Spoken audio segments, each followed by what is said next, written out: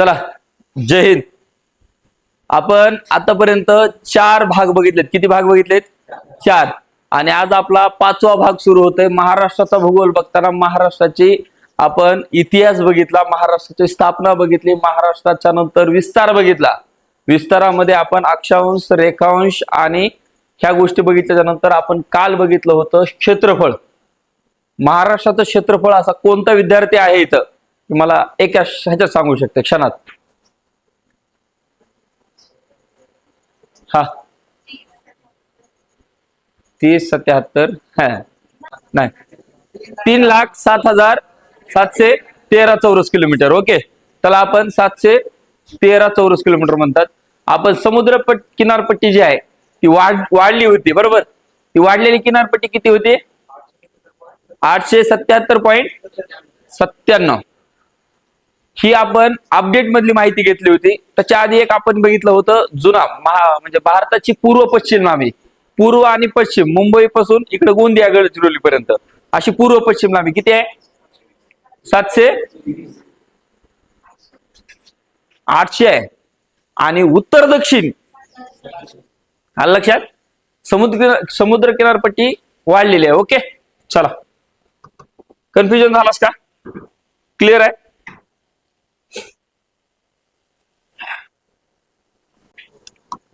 देशातील क्षेत्रफळाने 6 लहान राज्य जर कोणते असतील तर पहिलं गोवा येतं, तर त्यानंतर दुसरं कोणतं येतंय? सिक्कीम.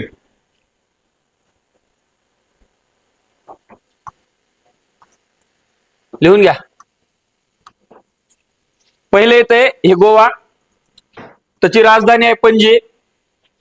3,702 चौरस किलोमीटर.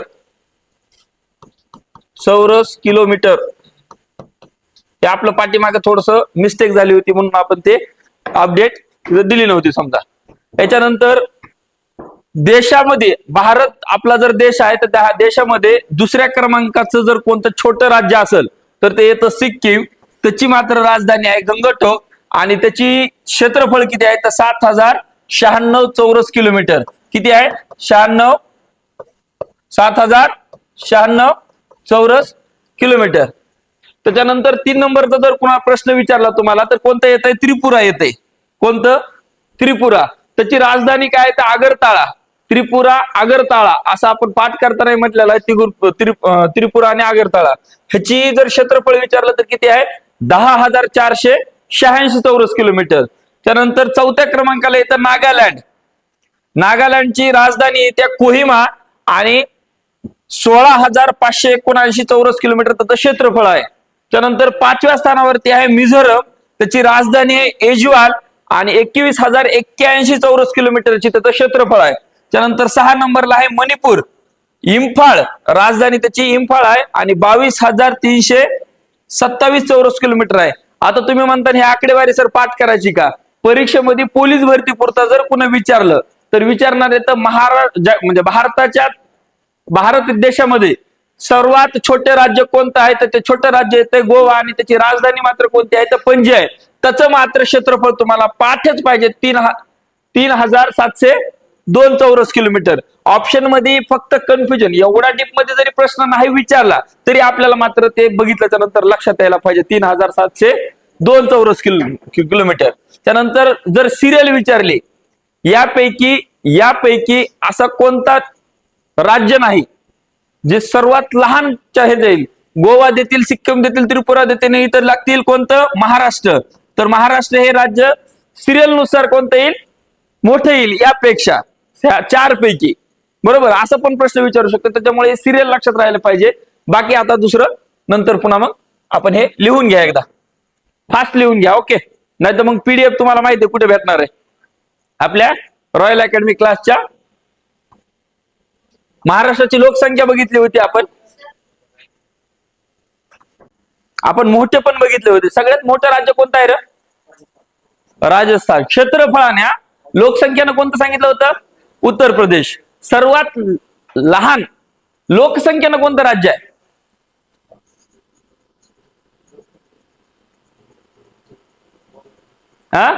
गोवा क्षेत्रफळाने आहे दाद्या. आहे उत्तर इथंच आहे. सिक्कीम. काय झालं?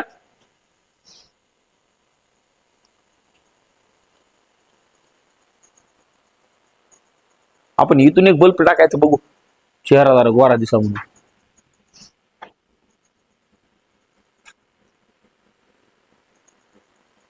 क्लिअर? पीडीएफ मध्ये घेऊन बघा, आता लय वेळ अर्धा अर्धा तास हलाच लावू नका.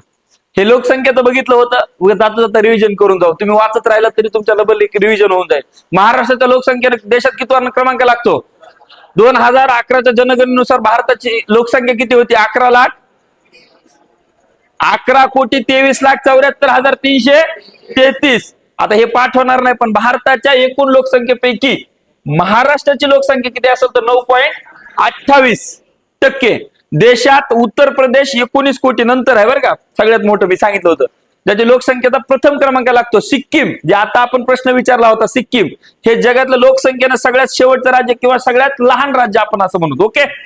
त्याच्यानंतर पुढचं होतं, भारताच्या एकूण लोकसंख्येपैकी 16.51% लोकसंख्या उत्तर प्रदेश राज्यात राहत्या.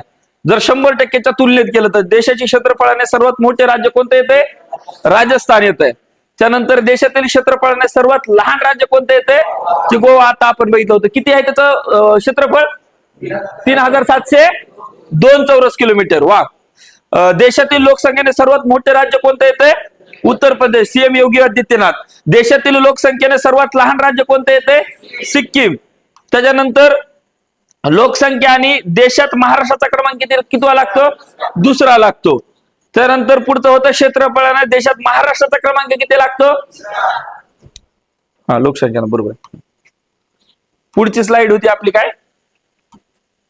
महाराष्ट्राच्या सीमारेषा बघितल्या आपण. आता हे घ्यायचं का परत? नको रिपीट आता, कारण हे नंतर आपण परत एकदा घेणार आहे. राजकीय सीमा मात्र एकदा लक्षात असू द्या. हे काय खालची एक लाईन बघू काय ते इम्पॉर्टंट असणार आहे. सर्वाधिक सीमा रेषा मध्य प्रदेशची भिडलेली असून सर्वात कमी सीमारेषा ही गोवा राज्याची आहे. इम्पॉर्टंट आहे, डबल एकदा वाचून घ्या. सर्वाधिक जास्त सीमारेषा महाराष्ट्र राज्याला कोणत्या राज्याची लागलेली आहे? मध्य प्रदेश. आणि सर्वात कमी सीमारेषा कोणत्या राज्याची लागलेली आहे? कोणत्या 2 जिल्ह्याला लागलेली आहे? कोणत्या 2 जिल्ह्याला महाराष्ट्राच्या घेतलंय आपण? सिंधुदुर्ग आणि कोल्हापूर. चला, महाराष्ट्राच्या शेजारील सीमा. महाराष्ट्रातील 20 जिल्ह्यांच्या सीमारेषा ही शेजारील 6 घटक राज्यांना व केंद्रशासित प्रदेशाला भिडलेला आहे. तर सीमारेषा न भिडलेले जिल्ह्याची संख्या मात्र 16 आहे. हे इम्पॉर्टंट नाही, पण भिडलेल्या किती आहेत? 20 जिल्हे. किती राज्याचे? 6 राज्याचे. किती केंद्रशासित प्रदेशाचे? 1. या झालं ना आपलं. हा, डायरेक्ट आलं का रे चार्ट? ठीक आहे, असू दे. चला, आपला आजचा टॉपिक आहे प्रादेशिक विभाग आणि प्रशासकीय विभाग. मी तुम्हाला दोन्ही गोष्टी सांगितल्या होत्या. प्रशासकीय विभाग काय असतं आणि प्रादेशिक विभाग काय असतो. जे प्रशासकीय विभाग म्हणजे काय झालं, जर समजा आपण महाराष्ट्र राज्य आपण एक कुटुंब आहे समजू. महाराष्ट्र राज्य आपलं काय समजू? कुटुंब आहे महाराष्ट्र. आता ह्याला जर मला काय म्हणायचंय, जर तुमचे वडील, तुमचे आजोबा, तुम्ही, तुमचे मुलं, तुमचे नातू, असं एक कुटुंब प्रमुख असतं, म्हणजे महाराष्ट्र आपण धरू. आता आपला कुटुंब प्रमुख जर आपण आशिया धरला तर आशियामध्ये भारत, भारतामध्ये महाराष्ट्र, महाराष्ट्रामध्ये मराठवाडा किंवा छत्रपती संभाजीनगर, नंतर परभणी, नंतर गंगाखेड, नंतर मग तुमचं काय गाव आहे ते. लक्षात आलं? याचा अर्थ असा आहे की एखादा जर प्रशासन चालवायचं असेल तर प्रशासन चालवण्यासाठी आपल्याला काय करावं लागतं? एक बांधणी करावं लागते. एक आपण म्हणतो वंशावळ असते बघा, नात्यामध्ये कुटुंबामध्ये वंशावळ असत्या. तशी पण एक प्रशासन चालवायचं असेल, एक कुटुंब चालवायचं असेल तर त्याला एक काय लागणार आहे? बांधणी लागणार आहे. मग महाराष्ट्राचा जर लोड कमी करायचा असेल, जर मी डायरेक्ट मुंबईला मंत्रालयात बसलो, हा आता काय करू, परभणी जिल्ह्याला डायरेक्ट कलेक्टर दिलाय, मग कलेक्टरनं डायरेक्ट उठायचं, फोन लावायचा, हा मुख्यमंत्री साहेब मी काय करायलो, आधी तर थोडस हे नियोजन करावं. असं होऊ शकतं का? नाही. त्याला कोणीतरी मध्ये दुवा पाहिजे, म्हणजे काय होईल, त्याच्यावर लोड कमी होईल. असं एक आपण उदाहरण देतोय. ओके, उदाहरण का देतो हे? की मला काय म्हणायचंय, प्रादेशिक विभाग म्हणजे भूरचना असते ना आपली, भूरचना म्हणजे काय झालं, कोकण. कोकण हे समुद्र किनारपट्टी आहे पूर्णच. किती जिल्हे आहेत रे? 7 जिल्हे आहेत. मग 7 जिल्ह्यांना काय म्हणू आपण? कोकण म्हणू. का तर 7 जिल्ह्यांना तिथले तिथंच कोणत्या समुद्र किनारपट्टीला एका जागेवरती बांधणी करून त्याचा प्रादेशिक विभाग बनवला. आणि प्रादेशिक विभागानुसार म्हणजे हवामानाचा काहीतरी अंदाज घ्यायचा आहे आपल्याला. हवामानाचा अंदाज घेताना काय म्हणायला लागेल, परभणी पाऊस पडणार नाही. आपले कोणते साहेब? डग साहेब. डग साहेब काय म्हणते, मराठवाड्यात पाऊस आज तुरळक ठिकाणी पडणार आहे, पश्चिम महाराष्ट्रामध्ये मात्र गारपीट होणार आहे. हे मग पश्चिम महाराष्ट्रामध्ये का तसं म्हणू शकत नाही का ते? गंगाखेडला 5 थोडा पडणार आहे, तिकडे मुंबईला थोडा पडणार नाही. कोकणामध्ये पाऊस तितका पडणार आहे, मराठवाड्यात इतका पडणार आहे, पश्चिम महाराष्ट्रात इतका पडणार आहे, विदर्भात इतका पडणार आहे. मग हे काय झालं? प्रादेशिक विभाग.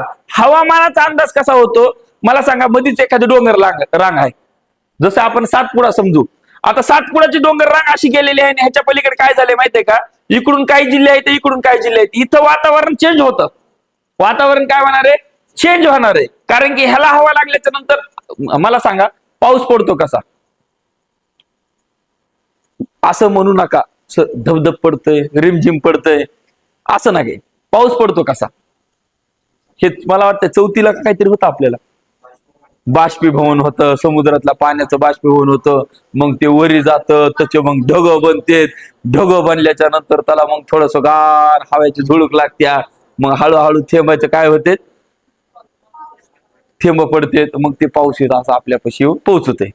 बरोबर, असाच विषय होता ना. मग ते कशामुळे होतं? त्या ढगाला हवा लागण्यासाठी काय लागणार? एक डोंगर रांग लागणार आहे. हवेचं असा प्रेशर आहे, ते डोंगराला आल्याच्या नंतर ते ढगाला जाऊन लागणार आहे. अशा काही गोष्टी झाल्याच्या नंतर म्हणजे कुठेतरी प्रादेशिक म्हणजे काय होणार आहे? प्रादेशिक म्हणजे अजून आपण त्याला उदाहरण असं देऊ शकतो, किंवा एक म्हणजे त्याच्यात नुसार म्हणजे जसं डोंगर रांग आहे, समुद्र किनारपट्टी आहे, पश्चिम महाराष्ट्र वेगळा आहे, म्हणजे आता गडचिरोली वगैरे आहे, तिकडे जरा झाड जास्त आहेत, असा एक विचार करू आपण. ओके, चला. नंतर हे प्रादेशिक विभाग किती आहेत? मग आता महाराष्ट्रामध्ये 5 आहेत. किती आहेत? 5 प्रादेशिक विभाग. आणि किती प्रशासकीय विभाग आहेत? 6.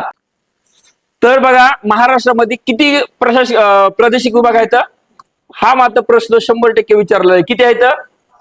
5 प्रादेशिक विभाग आहेत. प्रादेशिक आणि प्रशासकीय. प्रशासकीय म्हणजे प्रशासन, जे महसूल आहे, जे जिल्हा परिषद आहेत, माहिती आहे, पंचायत राज आपण शिकलो होतो याला पाठीमागे, त्या मला वाटतं वरच्या क्लासला घेतलं होतं का? वरी घेतलं होतं मी. प्रशासन चालवण्यासाठी जे लागतं त्याला प्रशासकीय विभाग म्हणतो. आणि जे प्रादेशिक आहेत प्रदेशावरती किंवा त्याला हे म्हणतो आपण, तसे किती पडणार इथं? 5 पडणार इथं. त्यातला कोणता आहे पहिला? कोकण आहे, पश्चिम महाराष्ट्र आहे, मराठवाडा आहे, खानदेश आणि विदर्भ, असे 5 प्रादेशिक विभाग आहेत. ह्यांना कसं जिल्ह्याच्या नावावरती नाव नाही दिलेलं. ह्यांना काय दिलेलं आहे? कोकण वेगळा, समुद्र किनारपट्टी. पश्चिम महाराष्ट्र वेगळा. पश्चिम महाराष्ट्र म्हणजे महाराष्ट्राच्या पश्चिम साईडचे जिल्हे आपण असं धरू त्याला. मराठवाडा म्हणजे आपला कोरडवाहू आपल्या 8 जिल्ह्यांचा. आणि खानदेश आणि विदर्भ. विदर्भ वेगळा. विदर्भ कोणता आहे? इकडं नागपूर, यवतमाळ ही साईड, अकोला, अमरावती. आणि खानदेश वरी, धुळे, नंदुरबार. हे का नाही? लिहून घेऊ आपण डायरेक्ट. लिहून घ्या. महाराष्ट्र राज्यातील वेगवेगळ्या भागातील वेगवेगळ्या वैशिष्ट्यावरून कोकण, पश्चिम महाराष्ट्र, मराठवाडा, खानदेश, विदर्भ असे 5 प्रशासकीय विभाग आहेत. लावर त्याला हेलिकॉप्टर आपलं. बघा ह्या 5 प्रादेशिक विभागावर, 5 प्रादेशिक विभागामध्ये कितीतरी म्हणजे आपण डायरेक्ट महाराष्ट्र जर घेतला, हा महाराष्ट्र डायरेक्ट घेतला आपण, आणि महाराष्ट्रात जर विचारलं तर किती तालुके आहेत, जिल्हे आहेत? 36 जिल्हे. तालुके किती आहेत? 358 तालुके आहेत. आता ह्याची बांधणी फोडणी कशी केली हे डायरेक्ट आपण इथं चार्ट मध्ये दिल्या. त्यामध्ये विदर्भ आहे. विदर्भामध्ये क्षेत्रफळ त्याचं आहे 97,404 आणि एकूण 11 जिल्हे आहेत.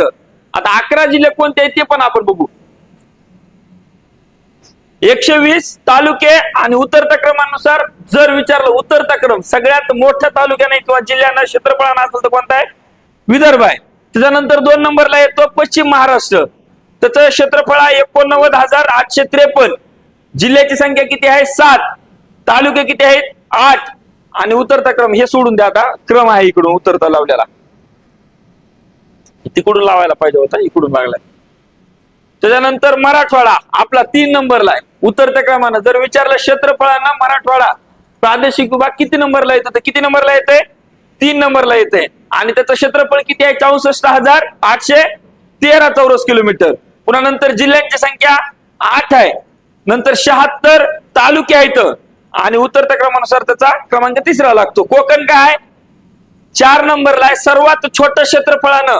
जर प्रादेशिक विभाग कोणता असेल तर कोणता आहे खानदेश, खानदेश आहे. कोकण 2 नंबरला येतं खालून.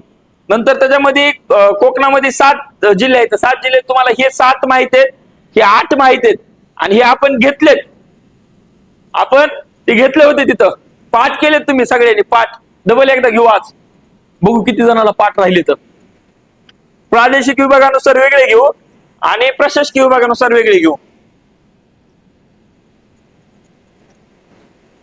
माझ्या माहितीच आपण हे घेतलंय एकदा. कधी घेतलंय आठवत आहे सुरुवातीला. आणि टोटल क्षेत्रफळ तेच दिले हे क्षेत्रफळानुसार 3,07,713 चौरस किलोमीटर. एकूण 36 जिल्हे, टोटल तालुके किती 358. हा मात्र प्रश्नपत्रिकेत प्रश्न आलेला आहे. विदर्भात एकूण 11 जिल्हे असून कोणत्याही प्रादेशिक विभागापेक्षा सर्वात जास्त विदर्भात सर्वात जास्त काय आहेत जिल्हे आहेत. हे काय इम्पॉर्टंट नाही होते. विदर्भ हा राज्यातील क्षेत्रफळात सर्वात मोठा प्रादेशिक विभाग असून पूर्वेकडील भागाला झाडी तर विदर्भाच्या पश्चिमेकडील भागाला वराड असं म्हणतात. हे मात्र प्रश्न तुम्हाला विदर्भात गेल्यास मात्र 100% पडणार येतं. हे वराड कुणाला म्हणते बघा, वराडी लोक जे असतात का, वराड वराड कुठे गेले ते वराड, इकडे आहे बाई वराड. हे वराड आणि कुणाकुणाला झाडी म्हणतात. झाडी कोणती आहे तर ते आमचा अकोट, अकोला, अमरावती ती साईडला झाडी म्हणतात, कारण ते मेळघाट आहे आणि पूर्ण डोंगराळ भाग आहे बरोबर, त्याला झाडी म्हणते. तर पुन्हा इकडं वराड म्हणते. तर ते खालीवरी कसं काय झालं की एक आधी आलं आणि एक पुन्हा नंतर आलं. सर्वात लहान घ्या, केलं इम्पॉर्टंट आहे मात्र रटा मारून पाठ करू आता. ओके. महाराष्ट्रात क्षेत्रफळाने सर्वात मोठा प्रादेशिक विभाग कोणता आहे? अरे जोरात सांगा की जरा, कोणता आहे? किती जिल्हे आहेत मग? वरी आता वरी बघून सांगायचं. ओके. महाराष्ट्रात क्षेत्रफळाने सर्वात लहान प्रशासकीय विभाग. प्रश्न इथं चुकलाय, शब्द चुकलाय. प्रादेशिक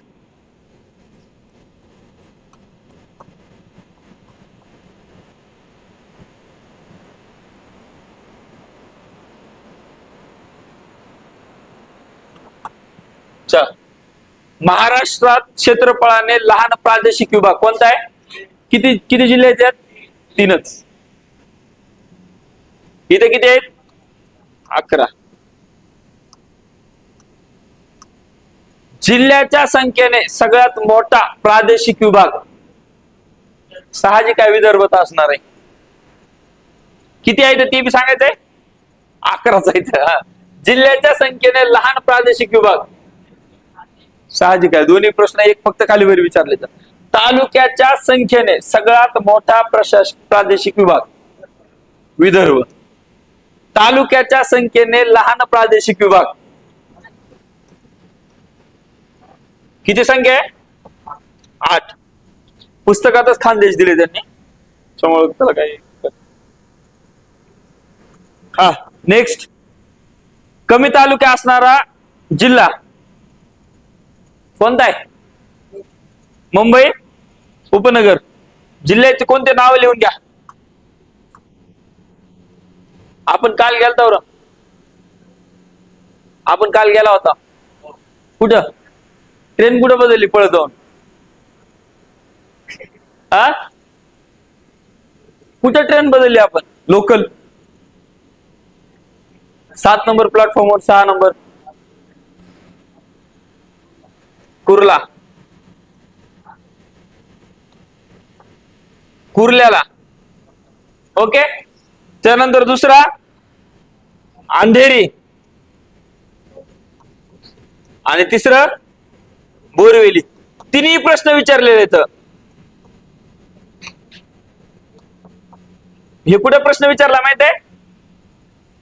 मुंबई पोलीसला तिन्ही प्रश्न विचारले आहेत. मुंबई उपनगर मधील 3 तालुक्याची संख्या कोणती आहे? चौथा एक वेगळाच दिला जाईल आणि तुम्हाला सांगितलं जाईल मुंबई उपनगरचे 3 जिल्हे विचारा. किंवा असा कोणता तालुका आहे, जिल्हा आहे जिथं फक्त कमीत कमी फक्त 3च तालुके आहेत? तालुके नसणारा जिल्हा जर विचारला तर कोणता सांगता तुम्ही? मुंबई शहर आणि मुंबई उपनगर हे 3 तालुके असणारा जिल्हा आहे. ओके. कोकणाची उत्तर व दक्षिण सीमा दमणगंगा ते तेरेखोल नदी. नदीचा प्रणालीमध्ये ते बघून घेऊ, पण तरी आला होता प्रश्न टाकून दिला. गोदावरी नदीचे महाराष्ट्रात सुमारे किती टक्के क्षेत्र व्यापलेला आहे? 49%. मुंबई प्रांताची निर्मिती कधी झालेली आहे? 1900. मग आता सगळ्यात विचारतो ना, कधीपासूनच सगळ्यात सांगायच्या. बॉम्बे प्रेसिडेन्सी 1911 ते 1941. सांगा लवकर. हा, मी डेट सांगितलं, तुम्हाला नाव सांगायला काय अडचण आहे? 1911 ते 1941 कोणता आहे? बॉम्बे प्रेसिडेन्सी. 1941 ते 1947 काय? मुंबई प्रांत. 1947 ते 1956 मुंबई मुंबई राज्य. आणि 1956 ते 1960 द्विभाषिक मुंबई. आणि 1960 ला काय झालं? महाराष्ट्र राज्य. द्विभाषिक मुंबई राज्याची निर्मिती कधी झाल्या? 1 नोव्हेंबर 1956 ला. महाराष्ट्र राज्याची निर्मिती कधी झाल्या? 1 मे 1960 ला. महाराष्ट्राचे पहिले मुख्यमंत्री कोण होते? इंस्टाग्रामला जावा, माझा एक व्हिडिओ बघा कराडचा. हे यशवंतराव चव्हाण हे होते कुठले? कराडचे, म्हणजे सातारा जिल्ह्यातले. आणि महाराष्ट्राचे पहिले मुख्यमंत्री आहेत. त्यांचा एक विशेष आहे, त्यांच्या समाधी जिथं आहे तिथं प्रीती संगम नावाची ठिकाण आहे. 2 नद्यांचा संगम होतो तिथं. माझ्या इंस्टाग्रामला मी स्पेशल व्हिडिओ टाकला होता. म्हणलं एक प्रश्न तुमचा इथं जाता जाता 2-3 प्रश्न होतील. महाराष्ट्राचे पहिले मुख्यमंत्री 2 नद्याच्या संगमाला काय म्हणतात? प्रीती संगम म्हणतात. प्रीतीचा संगम कुठं असेल तर साताऱ्याच्या कराड ठिकाणी आहे. आपण संकेत सोबत गेलेला तो व्हिडिओ टाकला होता मी, आहे ना. महाराष्ट्राचे प्रशासकीय विभाग. महाराष्ट्र राज्याला प्रशासकीय राज्य कारभार चालवण्यासाठी 6 प्रशासकीय विभागाची विभागणी करण्यात आली होती. 6 मधले एकूण 36 जिल्ह्यांचा समावेश करण्यात आला. त्यामध्ये प्रशासकीय विभाग व जिल्हे व क्षेत्रफळाचा चौरस किलोमीटर मध्ये डायरेक्ट लिहूनच घ्या. सगळ्यात मोठा प्रशासकीय विभाग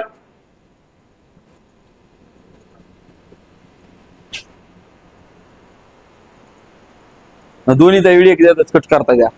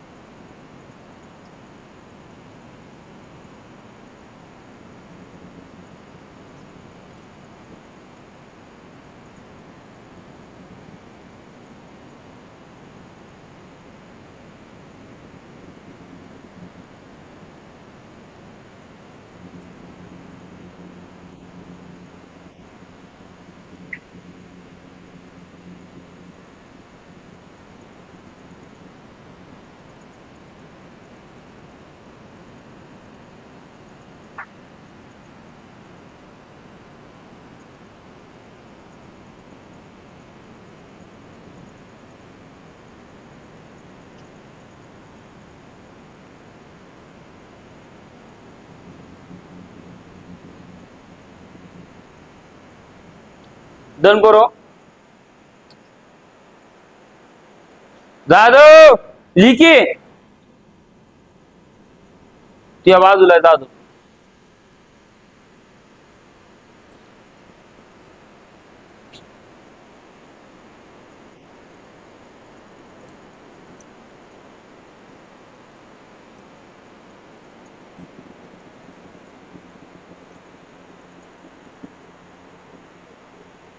बंद झालंय.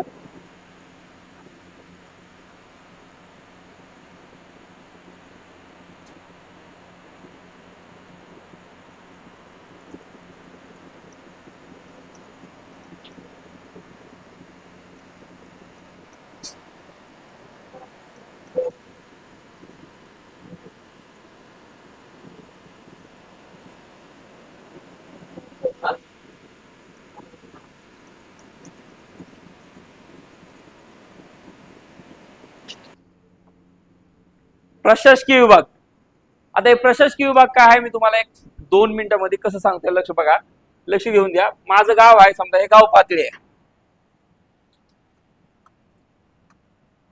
गाव आहे.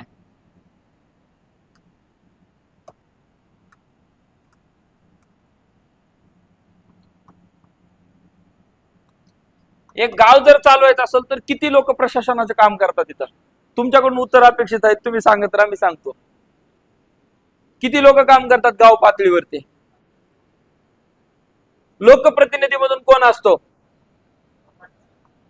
सरपंच. ओके. नंतर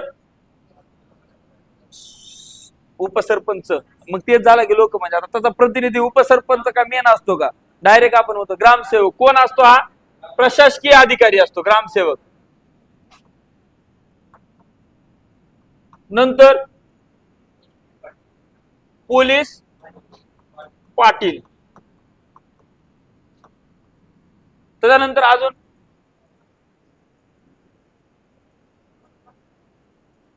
विशाखा, अजून एवढेच लोक असतात का? आ कोतवाल.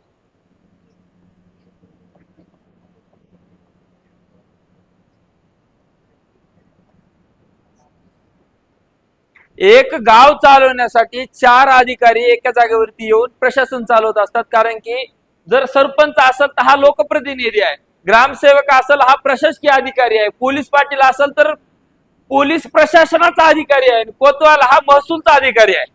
लक्षात असू द्या. महसूल हा, कोतवाल हा डायरेक्ट काम करत नाही, हा डायरेक्ट कुणाच्या हाताखाली काम करतो? तलाठ्याच्या हाताखाली करतो. तलाठी कुणाच्या हाताखाली? तलाठ्याची. तलाठीचा जो जिथं तलाठी बसतो त्याला काय म्हणतो आपण? सज्जा म्हणतो. काय म्हणतो त्याला? सज्जा. सज्जाच्या ठिकाणावरती तलाट्याला कोण मदत करतं? तर कोतवाल मदत करत असतं. ह्याचं काय काम आहे? गावातला लेखाजोखा तलाट्याला काढून देणे. म्हणजे 7/12 असो, 7/12 होल्डिंग असो, तुमचे काय बाकीच्या जेवढ्या शेतीचे काम असते तेवढे ते तलाठी करत असतो. मग ह्याला तलाट्याला आपण कुणाच्या अंडरमध्ये देतो? महसूलच्या अंडरमध्ये देतो. महसूलच्या मंडळ अधिकारी. मंडळ अधिकारी तहसील मध्ये येतो. लक्षात असू द्या. आता हे काय करतं? गाव पातळीवर जर हे लोक काम करीत असतील तर तालुका पातळीवरती कोण करल?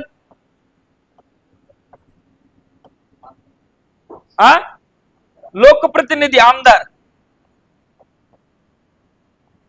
बरोबर. लोकप्रतिनिधी म्हणजे सरपंचाच्या बरोबर आमदार.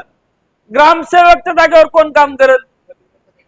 गट विकास अधिकारी.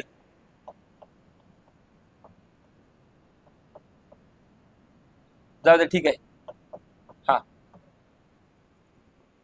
पोलीस पाटलाच्या पीआय किंवा पोलीस स्टेशनचा जो इंचार्ज आहे, पीआय डायरेक्ट. ओके. पीआय असू शकतो, पोलीस ठाण्याचा इंचार्ज जो कोणी आहे तो. सिनियर पीआय असू शकतो, ज्युनियर म्हणजे नुसता पीआय असू शकतो, कधी कधी एपीआय पण असू शकतो. चला ठीक आहे. इथं कोण असणार आहे?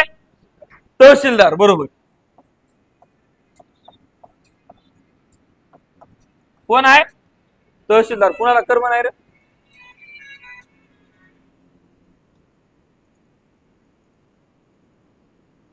अभिजित, घरी फोन लावला नाहीस?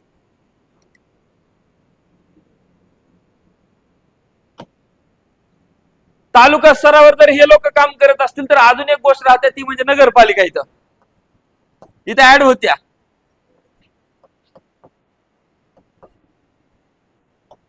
बरोबर, नगरपालिका ऍड होत्या ना. मग गाव पातळीवर नगरपालिका असते का? असते. पंचायत नगर असते, लक्षात ठेवा. नगर पंचायत, पंचायत ऐकले का नाही? पंचायत जी शहराच्या दृष्टीने चालल्या, शहराकडे तिची वाटचाल आहे, तालुका होण्याच्या दृष्टीने चालल्या. ग्रामपंचायतचा तिनं क्रायटेरिया म्हणजे लोकसंख्येचा वाढलेला आहे, किंवा तिथं औद्योगिक वसाहती तर तयार व्हायल्यात, औद्योगिक वसाहती निर्माण व्हायल्यात, किंवा तिथं औद्योगिक क्षेत्र वाढलेलं आहे, अशा ठिकाणाला आपण पंचायत म्हणतो. काय म्हणतो? नगरपंचायत. नगरपंचायतच्या तिथं कोण असतो? नगरसेवक असतो. आणि इथं कोण असतो? सीओ असतो. सीओ इथं कोण असतो? सीओ. नगरपालिकेला सीओ, बरोबर, सीओ असतो, मुख्य अधिकारी म्हणतो त्याला आपण. आणि ते कार्यकर्ता नगरपालिका चालवत असते.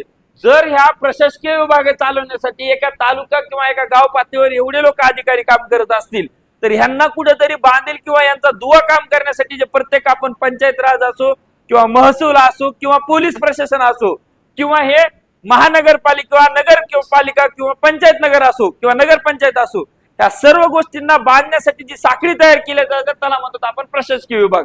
ह्याच्यानंतर दुसरा आहे ते जिल्हा म्हणतो आपण. जिल्ह्याला पण सेम असंच आहे, एवढेच अधिकारी काम करतात. जिल्ह्याला लोकप्रतिनिधी कोण आहे? खासदार आहे. जे म्हणजे ग्राम आहे, ग्राम म्हणजे आपण ग्रामपंचायत म्हणतो किंवा पंचायत राज म्हणतो, तिथं कोण आहे? डायरेक्ट तिथं दोन्ही बी येते, जिल्हा परिषद येतं आणि इकडे कोण येतं? जिल्हा परिषद ही ग्रामसेवक, गट विकास अधिकारी किंवा मग इकडं डायरेक्ट सीईओ असं चालतं. त्यालाच आपण इथं ग्रामपंचायतला काय म्हणतो? तिथं ग्रामपंचायत म्हणतो, तिथं काय म्हणतो? पंचायत समिती म्हणतो. आणि जिल्ह्याच्या ठिकाणावर काय म्हणतो आपण? त्याला जिल्हा परिषद म्हणतो. आयुक्त नाही, आयुक्त हे कुठे झालं? विभागावर झालं. म्हणजे मराठवाडा. लक्षात असू द्या. लक्षात यायले का नाही? का डोक्याच्या वरून चाललंय? लक्षात यायले का नाही? डबल सांगतो. साखळीत फोडून देऊ का असं एक एक एक एक एक एक? लय अवघड झालं की हे. मग हे तर आपला भागच नव्हता की.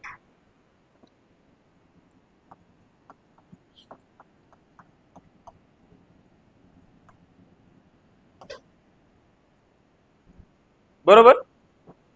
किती प्रशासकीय विभाग आहेत? हे जे विषय आहेत तो ओके. उदाहरण घेतला मराठवाडा,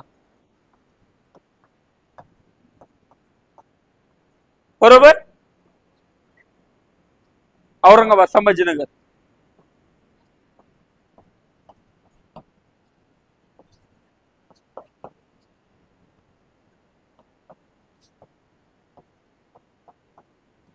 ओके. ह्याला मराठवाडा आपण ह्याला म्हणतो आणि संभाजीनगर. ठीक आहे, संभाजीनगर घेतला. ओके. छत्रपती संभाजीनगर घेतल्याच्या नंतर ह्याच्यामध्ये किती जिल्हे आले? 8 जिल्हे आले. आपण त्यातला घेतला परभणी.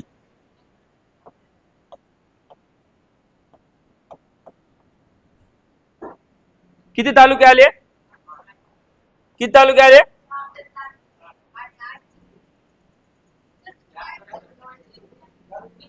9 आहेत.